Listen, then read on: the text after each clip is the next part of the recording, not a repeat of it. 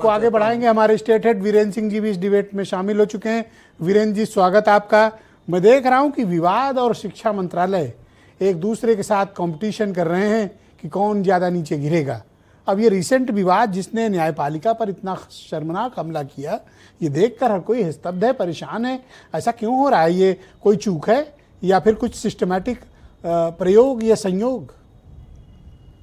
देखिए, एनसीईआरटी जो है वो भारत की बहुत प्रतिष्ठित संस्था है और उसकी पुस्तकों को बड़ा ऑथेंटिक माना जाता है। एनसीईआरटी का आज उतना बोलबाला है कि आईएएस आईपीएस बनने वाले बच्चे उसको पढ़ते हैं और वो किताबें गरीबों अमीरों सबके लिए सस्ती किताबें हैं।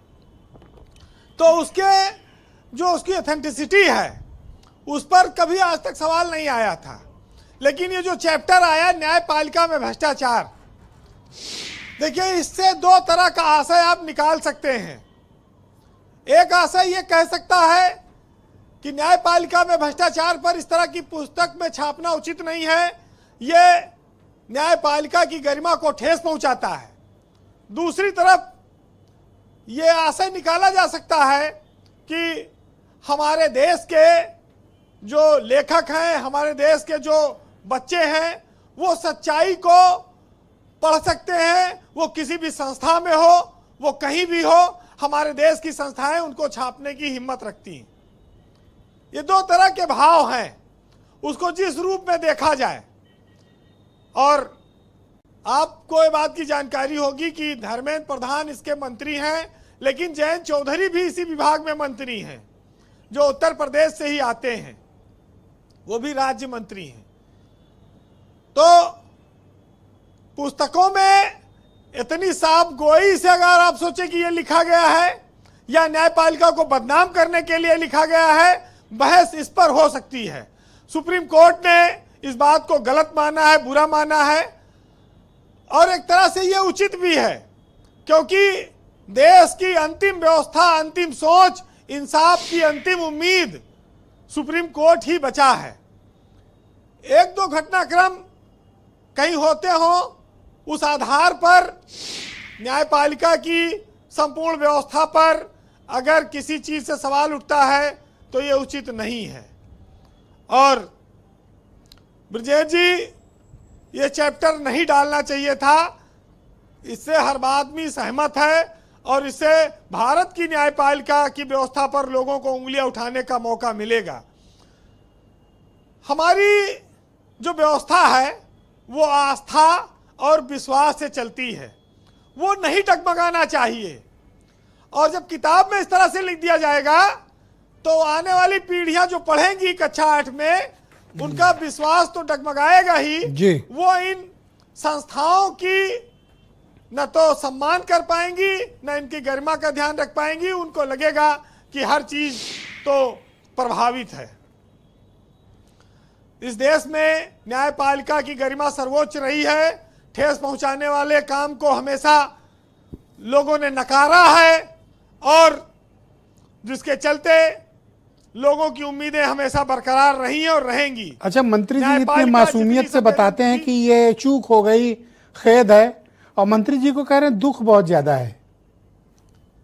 दुख है। देखिए, चूक तो है ही है, इसमें कोई शक नहीं, लेकिन एनसीईआरटी में अगर ऐसी चीज छापी जा रही है तो एक लेयर से होकर नहीं गुजरती है।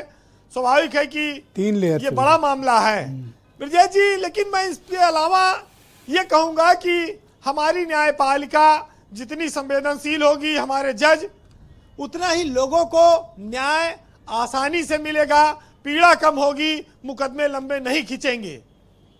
ये संवेदनशीलता का मामला है, तेजी से इंसाफ देने का मामला है जी।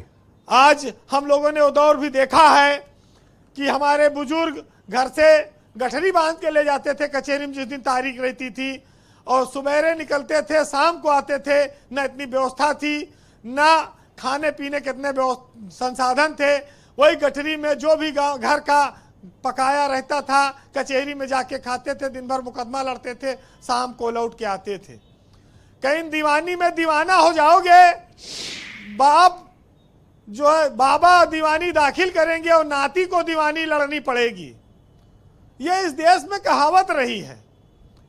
अब उसी व्यवस्था में और तेजी लाना है। जी, वैसे सालों के चक्कर से लोगों को मुक्ति मिलनी चाहिए। दूसरी बात यह है कि इंसाफ जितना लेंदी होगा, हम जितनी ऊंची कोर्टों में जाते हैं उतना इंसाफ महंगा होता जाता है, उसको पाने का तरीका महंगा है। गरीब आदमी हाई कोर्ट और सुप्रीम कोर्ट में मुकदमे नहीं लड़ सकता है, क्योंकि ना वो इतनी फीस दे सकता है, ना वो इतने संसाधन इकट्ठा कर सकता है। पर बच्चों को ये पढ़ाया क्यों जा रहा था वीरेंद्र जी की न्यायपालिका करप्ट है?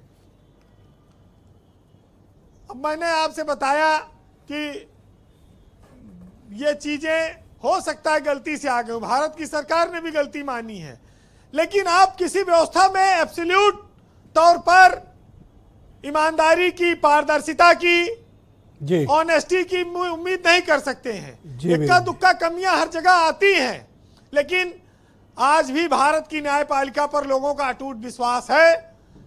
और ये जो आया है चैप्टर, ये खेदजनक है, इसमें कोई शक नहीं कि इस पर लोगों को जी कंक्लूड करें वीरेंद्र जी। दुनिया में लोग समाज में चाहे जितना अपराध कर दें, हो सकता है कई बार वो बच जाएं, लेकिन उनको ये ध्यान रखना होगा कि खुदा की अदालत से वो नहीं बच पाएंगे। वहां जब इंसाफ होगा तो फिर कोई बचाने वाला भी नहीं होगा। फिलहाल मुकदमों की कहानी पर एक दो लाइन आप सुनिएगा कि शीशे की अदालत में पत्थर की गवाही है, और कातिल ही लुटेरा है, कातिल ही सिपाही है। और विधाता की अदालत में वकालत बड़ी प्यारी है, और खामोश रहिए, कर्म कीजिए, आपका मुकदमा अभी जारी है। बहुत शुक्रिया वीरेंद्र जी, आपका बहुत बहुत धन्यवाद हमारे साथ इस फीडबैक को, ओपिनियन और ऑब्जर्वेशन को साझा करने के लिए। आपका शुक्रिया। बहनों भाइयों, इस पर चर्चा का दूसरा चरण शुरू करते हैं। मेरे साथ